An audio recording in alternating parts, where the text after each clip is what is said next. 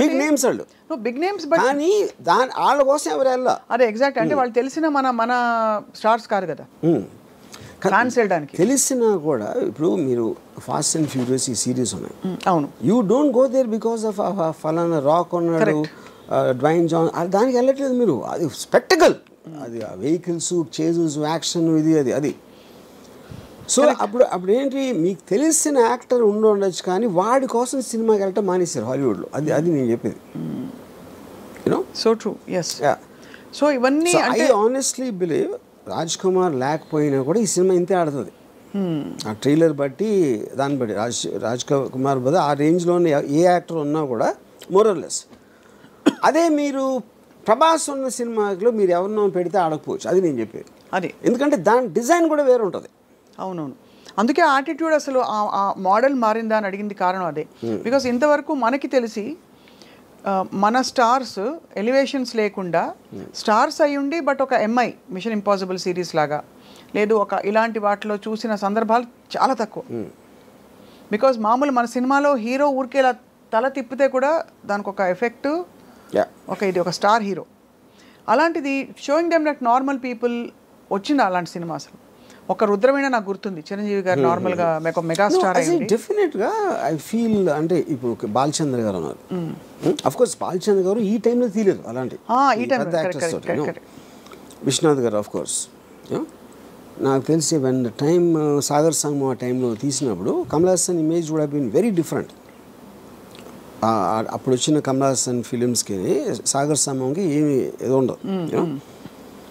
ఇంకోటి, మీరు శంకరాభరణంలో సోమయాజుల్ గారు లాంటి ఒక 60-year-old అన్నోన్ పర్సన్ని ప్రొటాగనిస్ట్గా పెట్టడం అనేది నాకు తెలిసి ఇప్పుడు కూడా ఎవరు అసలు ఇమాజిన్ కూడా చేయడు. అలాగే ఒక అంత పొడుగ్గా ఉండి ఆల్మోస్ట్ యూనో డస్కీ కాంప్లెక్షన్తో మంజు భార్గవి గారిని హీరోయిన్గా పెట్టడం కూడా ఎవరు ఊహించుకోలేరు మీరు అన్నట్టు. బట్ అది కూడా ప్రొటాగనిస్ట్ని మీరు నాన్ యాక్టర్ని ఎవరు ఐఏఎస్ ఆఫీసర్ని తీసుకొచ్చి పెట్టడం అని దానికన్నా రిస్క్ అయితే పరాకాష్ట. ఇది కరెక్ట్ రైట్. బట్ అది కూడా మీరు అన్న వన్ ఆఫ్ ద మోడల్స్లో ఆఫ్ దీస్ అవుట్లయర్ ఫిల్మ్స్, అంటే ఆడ్ ఫిల్మ్స్ అంటాం కదా. ఈ అంటే ముందు పికప్ కాలేదు, బట్ తర్వాత బాగా పికప్ అయ్యి కల్ట్ ఫిల్మ్ అయిపోయింది.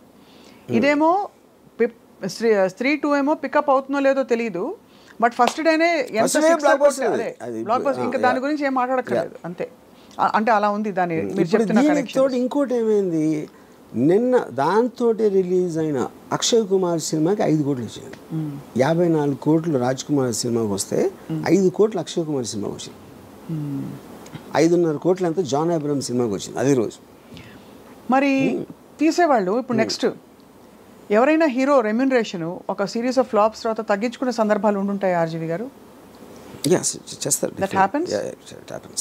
When the market is not doing that. Yeah. ఎందుకంటే అప్పుడు ఏం చేస్తారంటే ఇప్పుడు ఇంత ఇస్తామండి సినిమా హిట్ అయితే అంత ఇస్తామని ఇలాంటి కొన్ని డీల్స్ పెట్టుకుంటారు. కొంచెం అదే క్లాజులు వస్తాయి. బ్యాక్ ఎండ్ అలాంటి. The reason I asked that is because majority of this major expenses that we are talking about, ఇప్పుడు మొన్న కల్కి వచ్చింది, it was actually a feast. వినడానికి ఒక అమితాబ్ బచ్చన్ గారు, ఒక సో అండ్ సో ప్రభాస్ ఉంటే అసలు చూడొచ్చా అని, దీపిక ఇంకోవైపు. బట్ ఆ సినిమాలో ఈ స్టార్ దీనికి రెమ్యూనరేషన్స్ చాలా అయి ఉంటాయి కదా.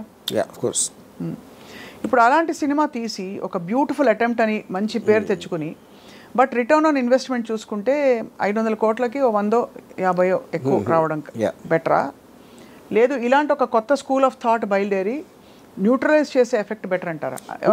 ఇక్కడ ఒక డేంజర్ ఏంటంటే, అంటే అది డేంజర్ అనొచ్చు కాదు కూడా, డేంజర్ ఏంటంటే మీకు సంవత్సరానికి 150 సినిమాల్లో రేంజ్ వైజ్గా చిన్న సినిమాలు అని చెప్పుకునే 90% ఉంటాయి, దాంట్లో 90% ఫెయిల్ అవుతాయి.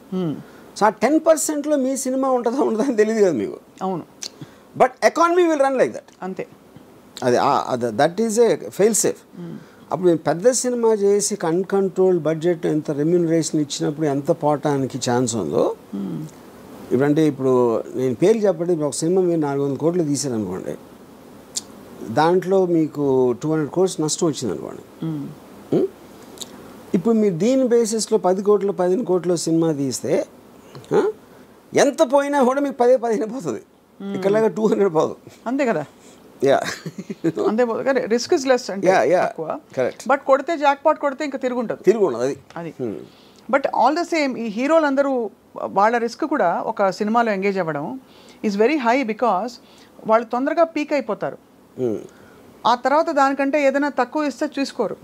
చచ్చినట్టు ఆ లీగ్ ఆఫ్ మార్కెట్లోనే ఇప్పుడు ప్రభాస్ వచ్చి సడన్గా మంచి ఒక ఇలాంటి ఒక 127 hours లాంటి సినిమాలో ఆర్ సంథింగ్ చేస్తారా అంటే whether people will digest, whether he'll take that risk we don't no.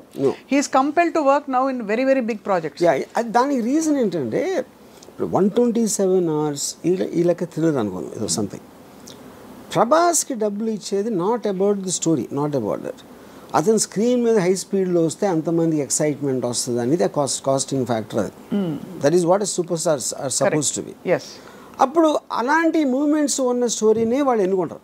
అదే వాళ్ళు వచ్చి వేరే సినిమా తీసినప్పుడు ఆమీర్ ఖాన్ ఒక్కడే చాలా తెలుగు చేస్తాడు. ఆమీర్ ఖాన్ ఏం చేస్తాడంటే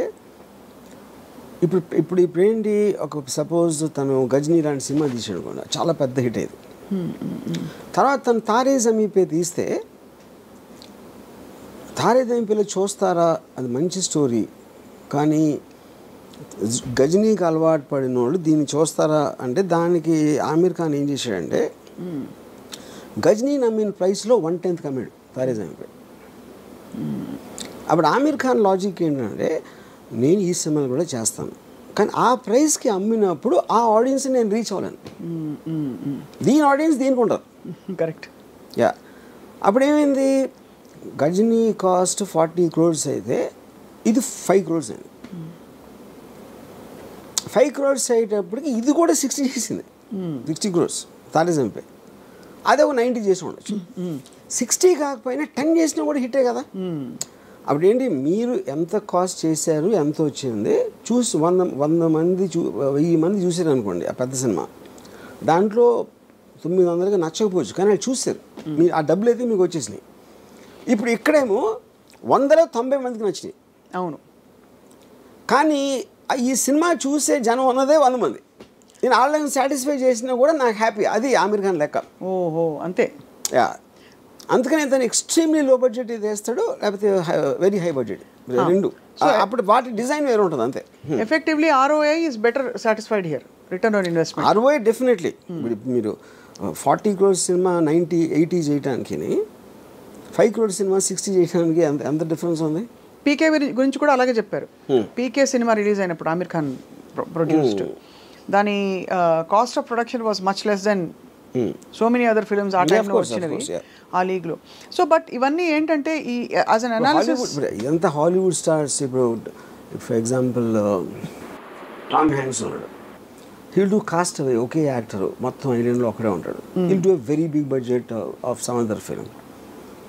వాళ్ళు ఏంటంటే వాళ్ళంతా స్టూడియోస్ కంట్రోల్ చేస్తాయి, బయర్స్ ఉండరు. ఈ బయర్స్ మీడియేషన్ లెవెల్లో ప్రైసెస్ అనేది ఇది అయిపోతుంది. అప్పుడు PVR జానేతో జానేనా సినిమా, అదే ఒక 5 కోట్ల సినిమా, ఆమీర్ ఖాన్ మేనలుడు, ఆమీర్ ఖాన్ ప్రొడ్యూస్ చేశాడు. ఆమీర్ ఖాన్ ఏం చేశాడు, అది వాళ్ళు 35 crores ఆఫర్ ఇచ్చారు కొనడానికి.